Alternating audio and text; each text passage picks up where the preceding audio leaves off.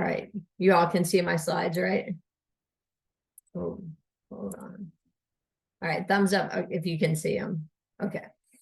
All right, so what I'm going to talk about over the next probably 20 to 30 minutes is the ethical aspects of practice and research with children. And so I do a lot of research. I've done clinical work with kids, so I kind of have a pretty good background in terms of this area. So in terms of what I'll be doing, the document that I had you read, just those different sections within the OHRP document. And so this is the Office of Human Research Protections. So this office was created to make sure when you do research with humans that you're doing so ethically. In the past, there have been lots of ethical issues in terms of what individuals do with people in terms of research, medical practices. I will talk about some of those examples. So there are a lot of ethical practices that need to be accounted for and need to be taken into account when working with pediatric populations. As you notice from that document, the pediatric population is a protected population.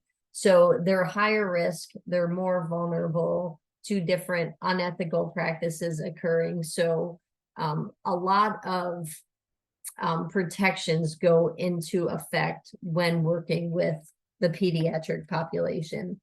I'll talk about some clinical research, social research, ethics of exercise testing and prescription, and then some examples and consequences of unethical research.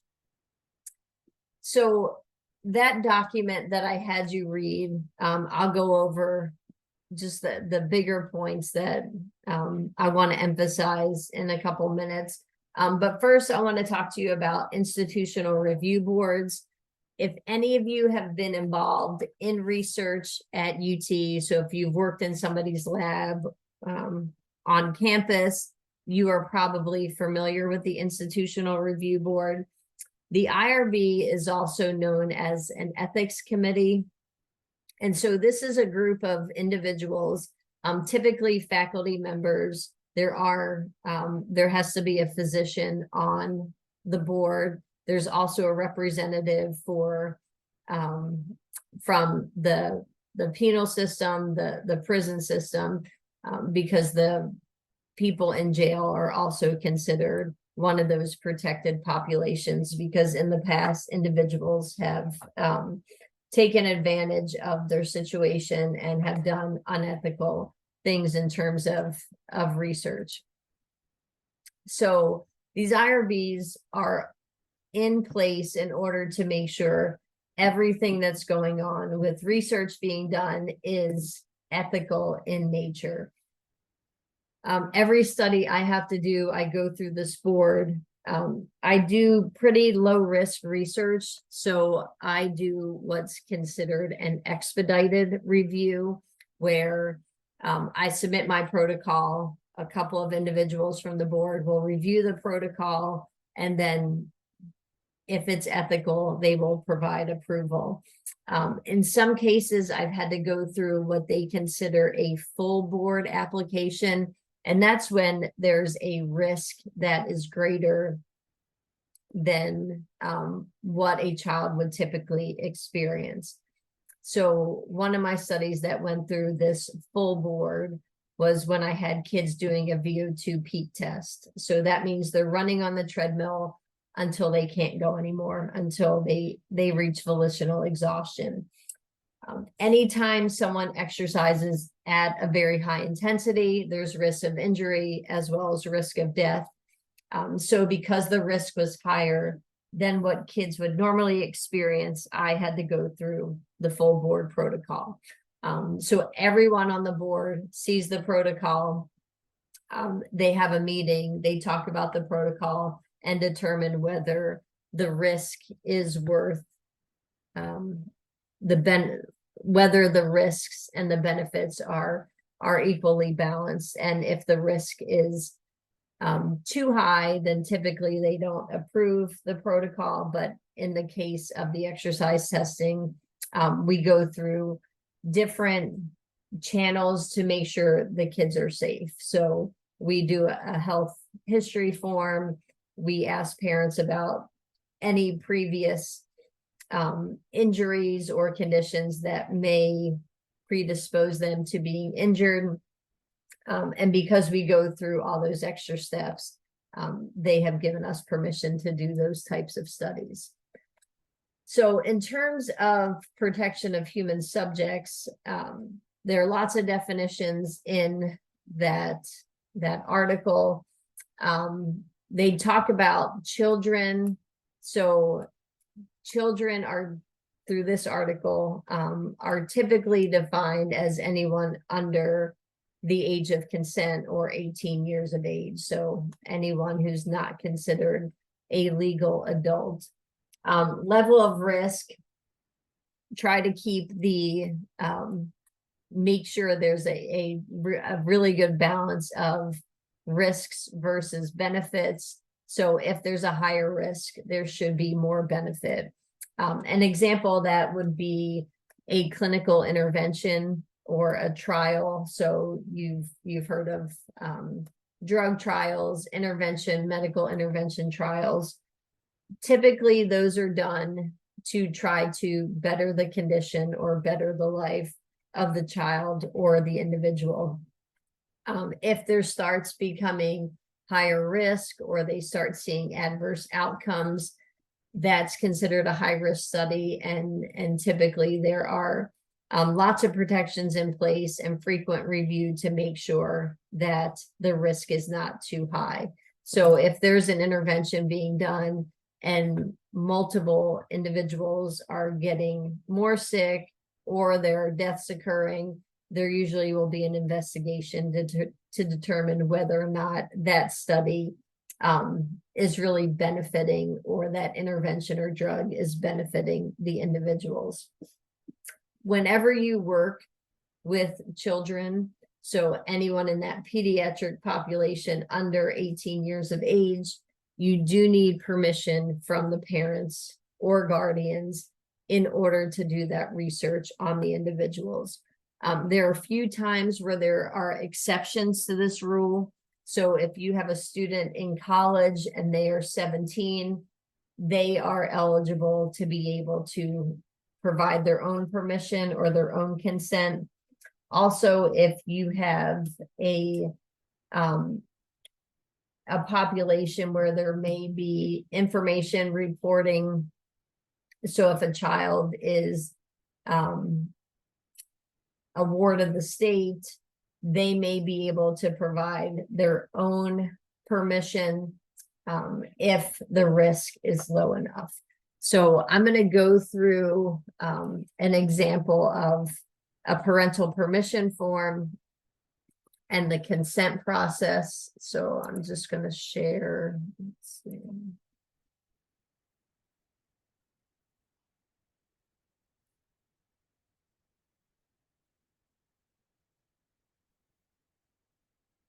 So you should be able to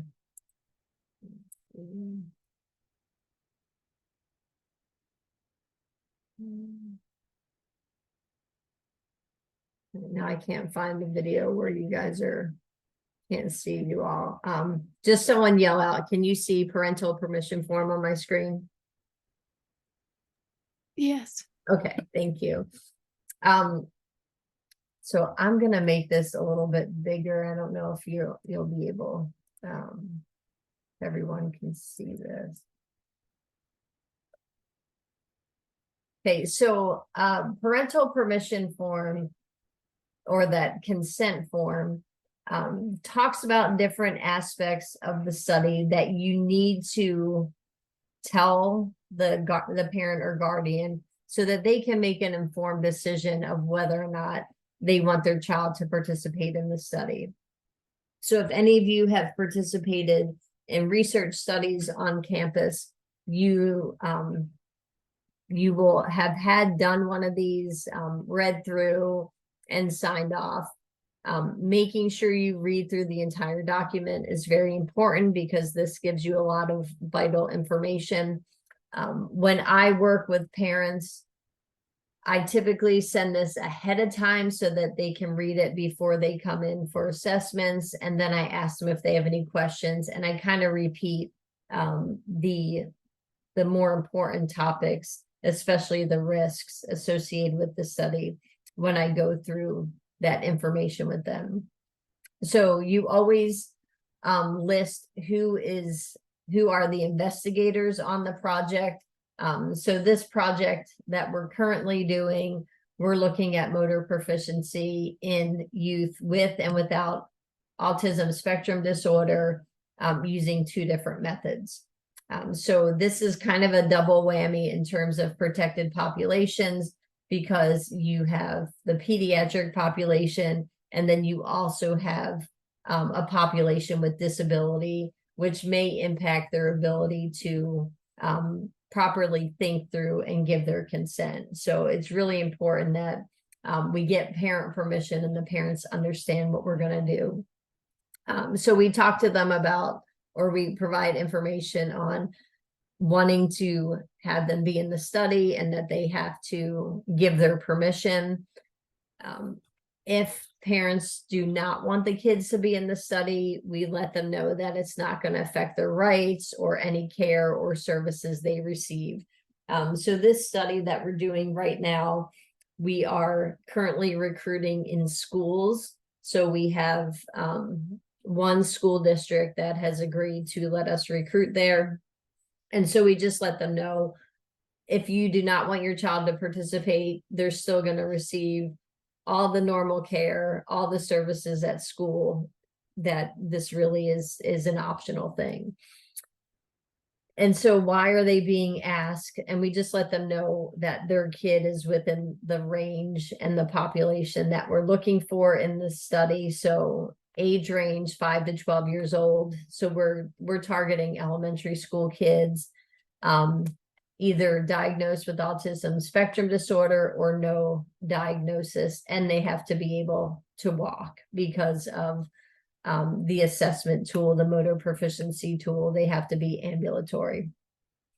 Research studies. So we want to compare 2 different methods of administering this assessment.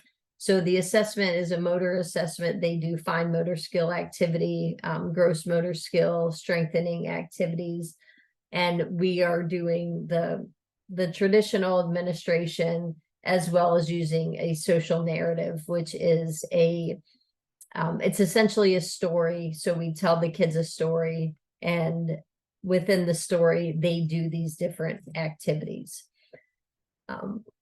Part of this ethical administration of a protocol is making sure that you don't waste people's time. So we're going to do 2 visits, approximately 75 minutes each. Based on my work with kids with disabilities and this particular assessment, it can take kids up to an hour to do this assessment. Most kids, it's going to take 15 to 20 minutes. But we always have to err on the side of caution and go with the longest time frame. So about 2.5 hours over a 10-day time period. So there'll be 2 visits, at least 1 day apart, but no more than 10 days between the visits. So again, we have to reiterate how much time is going to be spent in the study. And so this form is the one for what's going to occur on campus. And then we also have one specific to the school.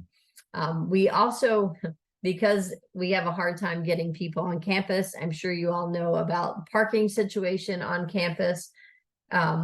We have now permission to go to public areas, recreational areas, or even to people's houses to be able to do the research study. If they say yes, we outline everything that the child will do in the study. So this just gives an example of the different activities that the kids will do during the study. We've kind of added a couple extra assessments. They'll do a balance test. so that they'll do it the traditional way, and then they'll also do the balance test on a force plate, so that we can get some extra information.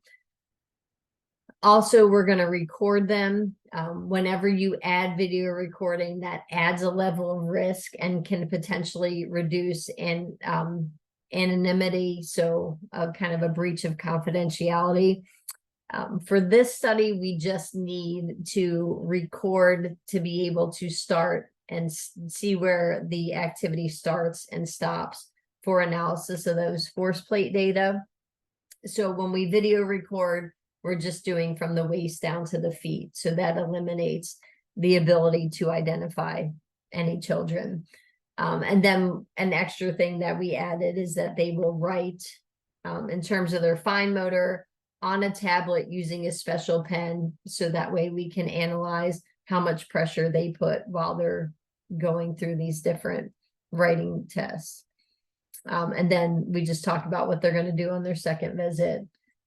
If they say no, again, doesn't affect their relationship with us. And we've also included a statement that it does not affect the relationship with their school. What happens if they say yes, but then change their mind? We have had this happen a few times. If that's the case, they can stop at any time. And when whatever data we have collected, we will destroy and not use those data in our analysis if they decide to withdraw from the study. A big thing is talking about any risks. So you have to think about any risk that may occur during the study. So risks are minimal in this study. It's anything. So the risk is pretty similar to what kids would normally face when they do activity. And actually, because it's a controlled environment, there's actually a reduction in risk. So some of the things that may happen to them, so if they're doing some of our gross motor assessments, they may get leg cramps, they may fall, they may strain or sprain their muscle.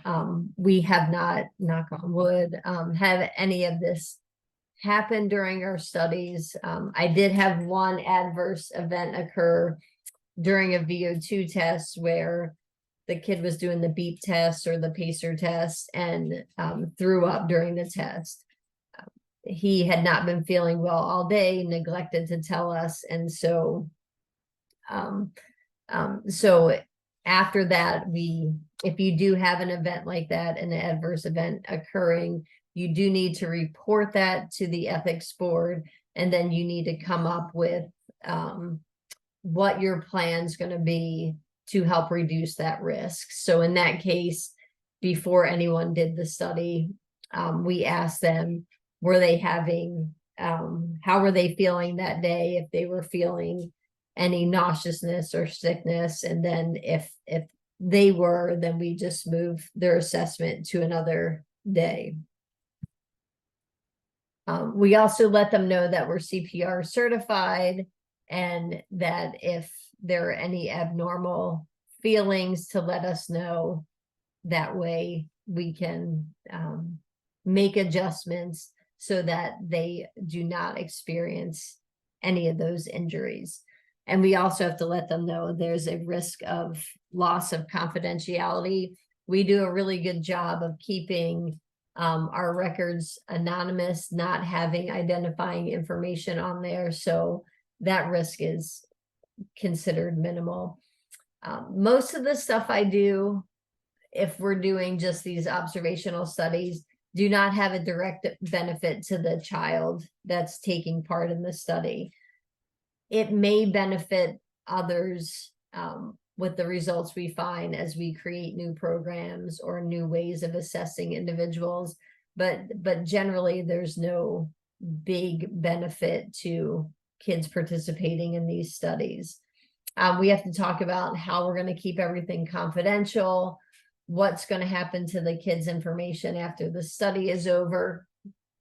We typically keep their information in case we need to reanalyze the data. And then we let them know that we will keep that information, and that if we reuse their data, we don't have to ask permission again. And that just makes things easier on the parents as well as easier on us. We do not typically pay our kids to be in the study. Sometimes we will give them little incentives like t-shirts or stickers. But for the most part, we don't pay individuals to be in these studies. No cost to be in the study. We have to include information about who can answer any questions related to the study. So I give my email, phone number. I have had people call. If they want to talk to someone else other than the research team, they have the information for the ethics board. Then they have to give permission. So we have them print the child's name, print their name, and then sign off. And then you need an extra permission for using images. So that would be video recordings, still images. So you need a second permission for that to occur. And I usually have the parents fill out information related to the health of the child and some of the more sensitive information, because sometimes we may not see the parents during data collection. So for this study, we asked specifically about autism spectrum disorder, what level they are in terms of their diagnosis, because if they're at a level 3, they are not eligible for the study. And we also asked if they're diagnosed with a secondary disability. And then we ask information related to their race and ethnic background. So that is just an example of the permission form that we have the parents sign before we can do the study. Let me get back to my PowerPoint slides. So we need parental permission to do anything in the study. In addition to that, we need assent from the child. So that says that the child wants to participate. So there are some restrictions in terms of assent. I do a lot of work with preschool kids. They cannot understand or comprehend signing off and giving their assent. So typically if we tell them what that we're doing and they actively participate, that is implied assent. If kids are age 7 and older, we have them sign an assent form. And if we're working with kids with disabilities who may not have the capability to understand the assent form, again, if they just participate, that is considered applied assent. So methodology is one of the big components, and the risks versus benefits. So does anyone have questions related to the consent process when working with kids? So again, everyone needs parental permission.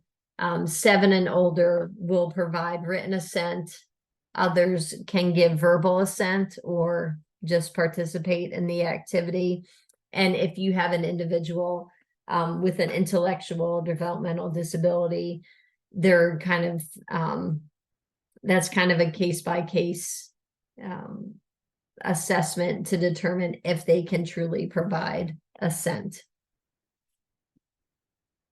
All right, I'm going to move on if there are no questions.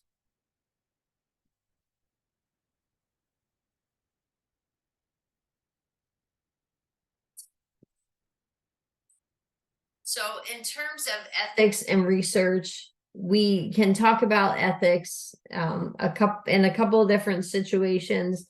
The ones that you may be more familiar with in terms of clinical would be clinical trials. So I briefly mentioned the clinical trials where there may be a pharmacological intervention or some sort of medical intervention, whether it's trying maybe some cardiac rehabilitation after heart surgery in a pediatric population, or it could be some sort of orthosis that helps a child to move.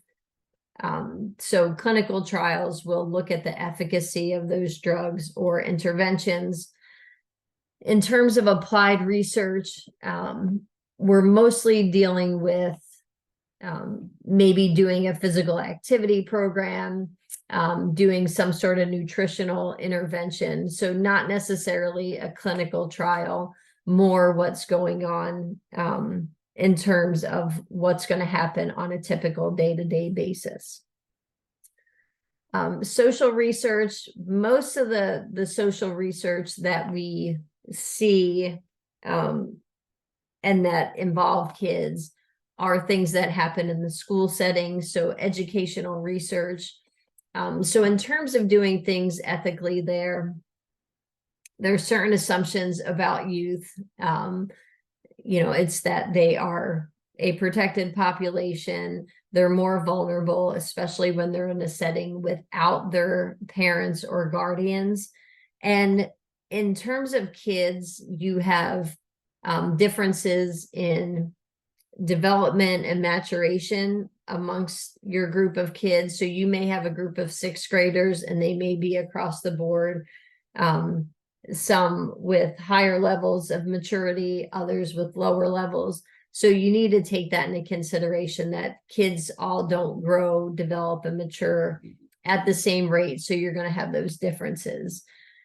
Within the school setting, again, you're going to have lots of individuals who are worrying about the welfare of the kids. So that's generally a pretty low risk area in terms of doing research.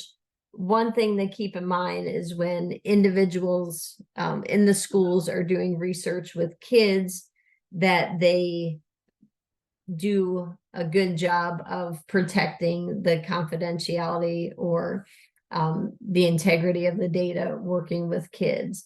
So in those settings, you will see a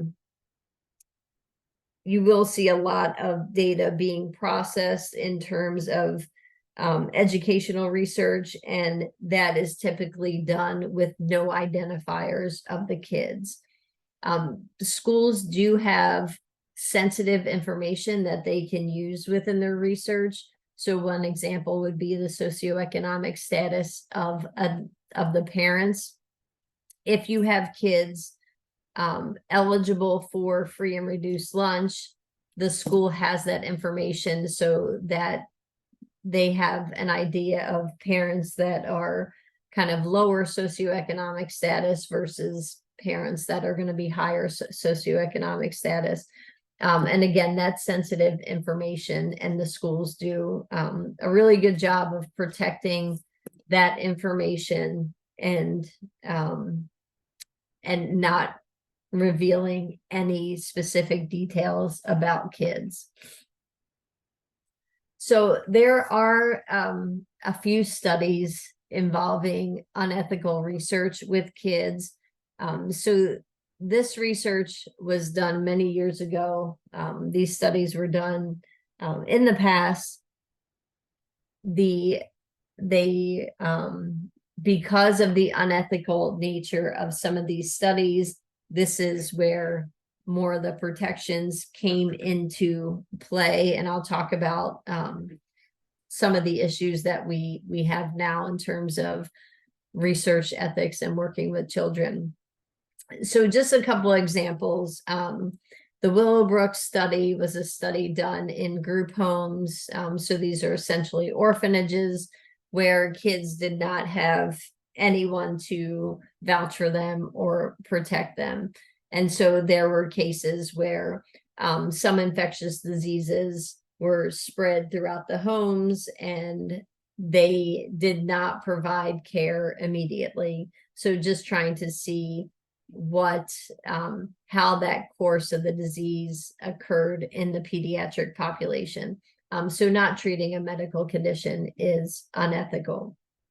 The monster study was a psychological study done where the researchers took two groups of kids, one group that had a condition where they would stutter and the others did not. And they worked to get the kids who stuttered out of that that pattern of speaking, and the kids who didn't stutter, they actually verbally abused them and caused them to actually start stuttering. So again, unethical in terms of what they're doing with that population, where they're predisposing or trying to get kids to have this negative condition. The Hopkins lead paint study, most of you are probably familiar with Johns Hopkins University. So it's one of the premier research universities in the country. There was a study done there. It was actually in inner city Baltimore, where they had children were living in housing developments that had lead paint. And so they knew that there was lead paint in those developments, and they followed the children to see what medical conditions may occur as a result of living in those areas with lead paint. So essentially lead paint exposure, and just seeing how that lead paint affected their health. So again, unethical because they knew there was a risk with lead paint and still conducted the study. The last one is the initial study on autism and vaccine use. So this paper was published in The Lancet, which is pretty much the top medical journal in the world. And it later came about that the individual who conducted the study falsified his data. So he knew children that had autism, knew that they had vaccines. So he recruited specifically those kids into the study and showed that there was a very high correlation with having a vaccine and developing autism spectrum disorder. It came about that he was falsifying the data because multiple researchers tried to replicate his study, and no researchers were finding the results that he found. So they did further investigation into the study, into his data, and found that he was actually falsifying by recruiting people he knew had the condition and also had a vaccine. So that study was eventually retracted. So they removed it from the journal. But at that point, the results had been shared worldwide. So it created a lot of issues in terms of vaccinating kids and thus affecting overall health of the kids later on. And so when you have some of these unethical research practices occurring, it causes trust issues. So individuals may not trust researchers, they may not trust doctors.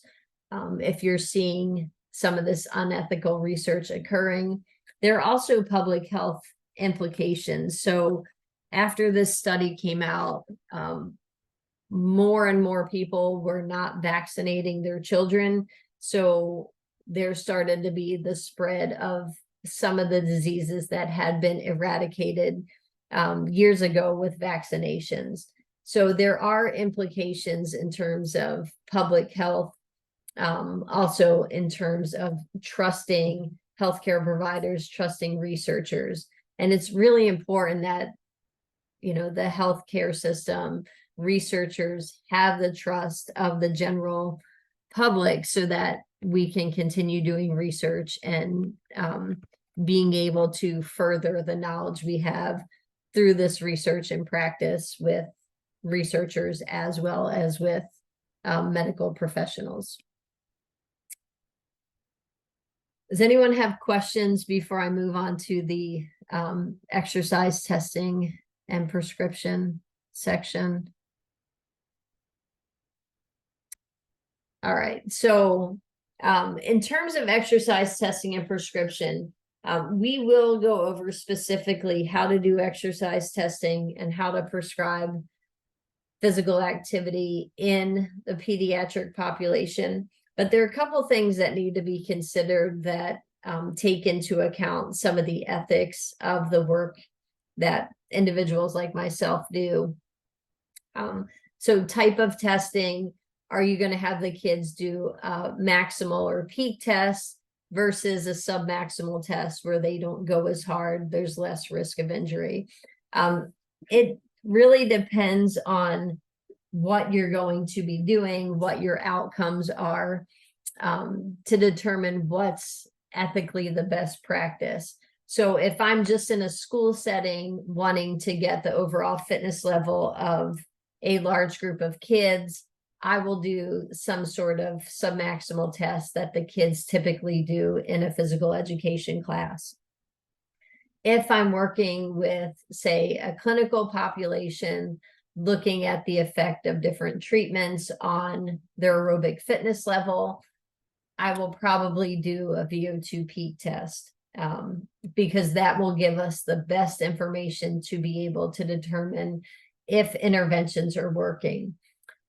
When we do these tests, especially if we're working with clinical populations, they will be done in a clinic with physicians available in case we have any adverse effects.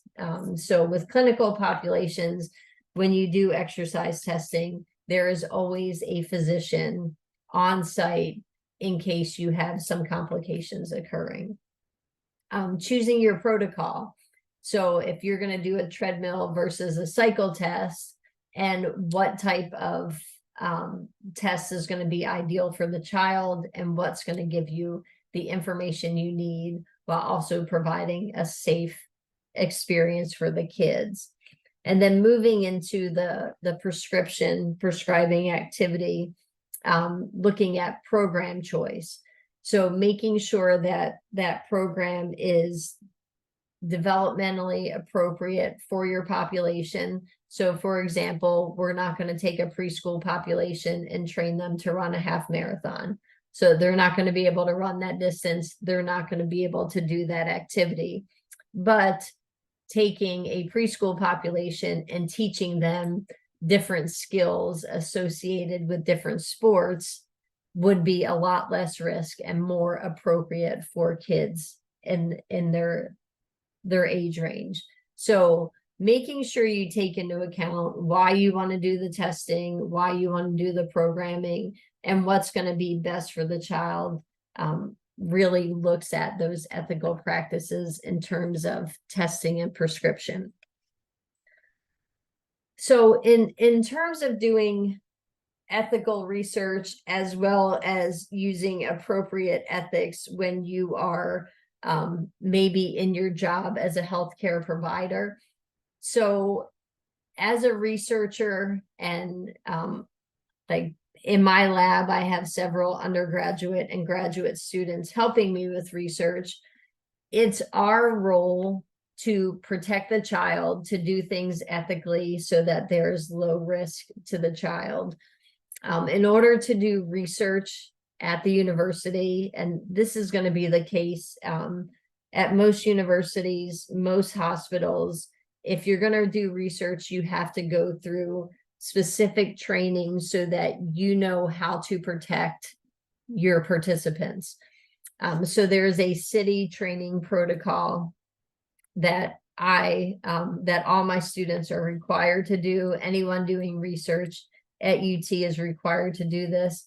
Some of you may have already done this training. It's about a 3-hour training that can be broken up into, you can sign in and out.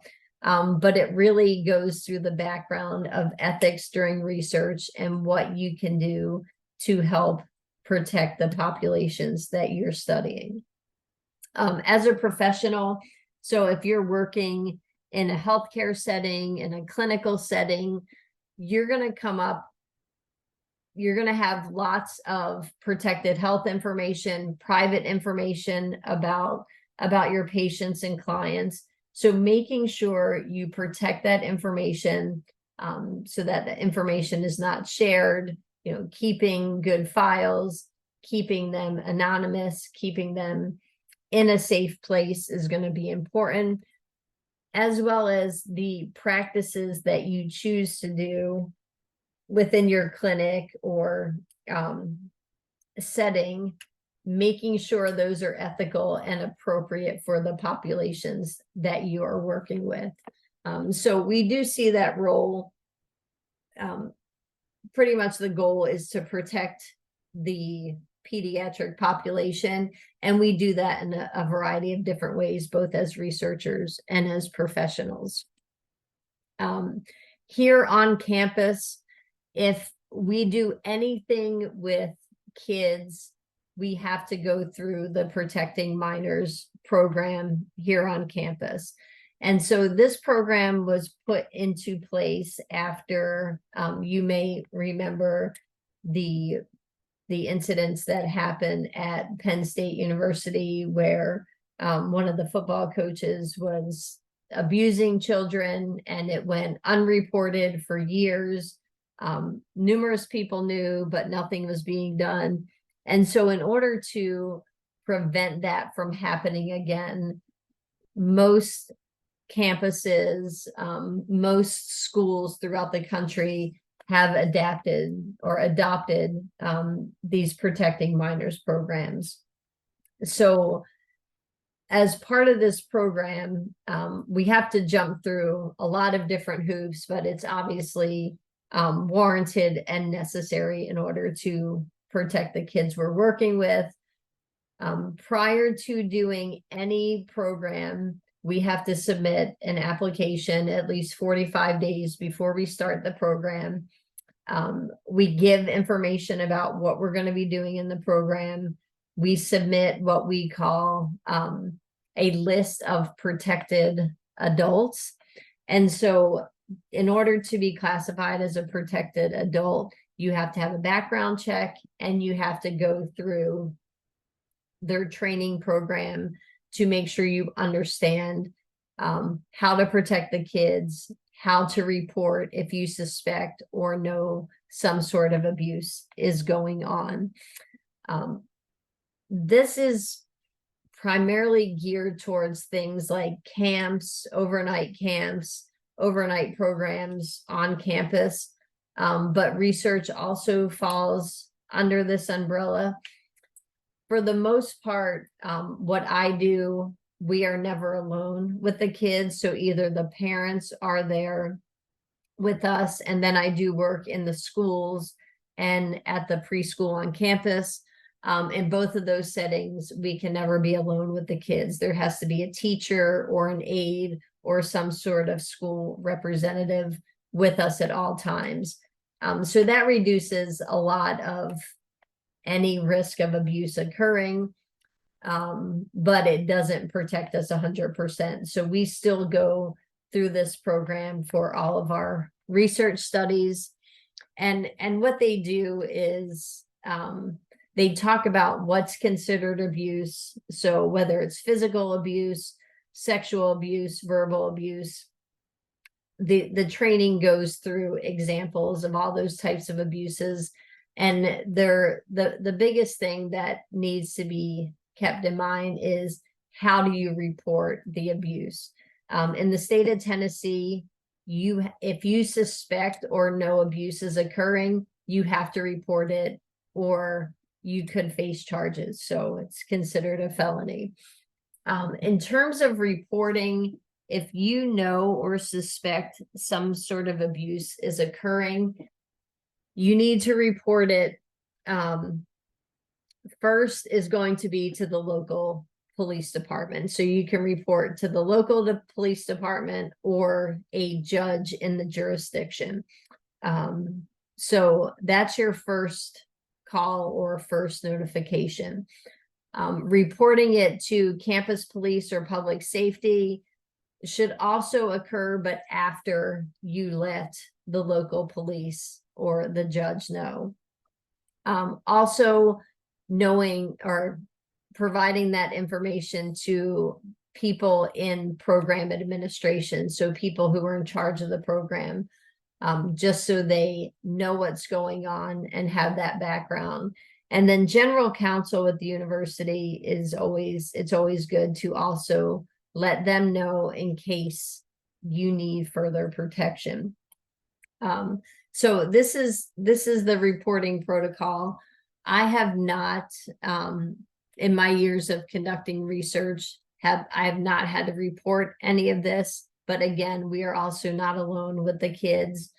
In a previous place I was at, I had to report one thing because kids will pretty much tell you anything. If if you're working with them, especially if you're working regularly with them, they'll tell you information that their parents probably would not want you to tell, would not want them to tell you. So I had a case where I was working with girls on the run. So I was with the same kids a couple days a week for weeks. And I had a little girl tell me something that I had to tell police, and everything ended up being okay. But just because there was a I suspected something may be happening, I had to report it. But for the most part, we see kids only for an hour or two, and we don't really see, they're not really telling us much, and we haven't had instances where we saw physical signs of abuse. So hopefully we never have to report anything, but if you need to, this is kind of the chain that you go through. A couple years ago, there was, in the state of Tennessee, there was a basketball tournament that was off the school's campus. So sort of a, a tournament at a different site where the individuals had to stay overnight or stay in the dorms. And there was a incident of sexual abuse, and the coaches found out. The child had to be taken to the hospital. The coaches did not tell anybody, so they didn't tell administration, they didn't tell police, they didn't even tell the parents. The parents took the kids to the hospital, ended up getting all the information because it was investigated. And individuals, in terms of coaches as well as administrators at the school in question, lost their jobs because they did not appropriately report the information. So they told people in the program, but not local authorities. So that led to them being charged. Some of them lost their jobs. Some of them were able to keep their jobs. So just keeping that in mind, if you're helping with research and that happens, or if you're in your own clinical setting, job setting, to, if you suspect or know something happens, to report it, because dealing with kids, you'll have all sorts of things happen, and you need to make sure that they are protected. All right. I'm trying to get back out of this. Let's see, stop share. All right, so I know I kind of went over a lot of stuff today. Does anyone have any questions on anything I've covered today?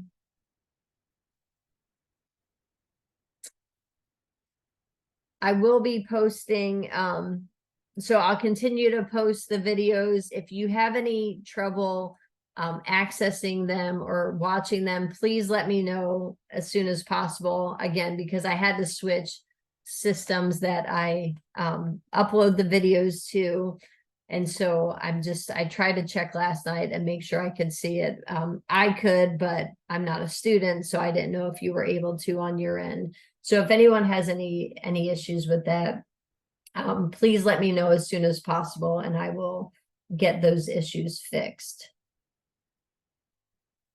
So I'll start putting up the videos. Make sure you follow on the modules, follow the deadlines, and if you have questions, let me know.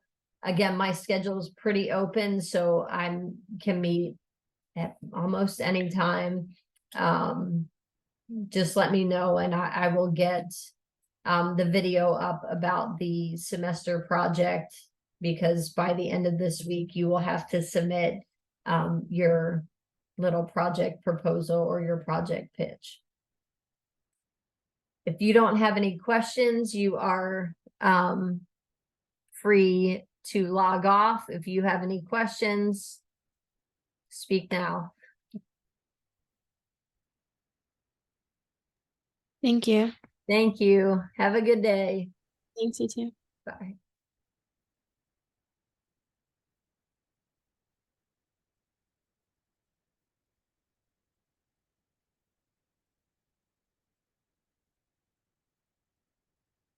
So my last couple of people, any questions before I end the Zoom meeting?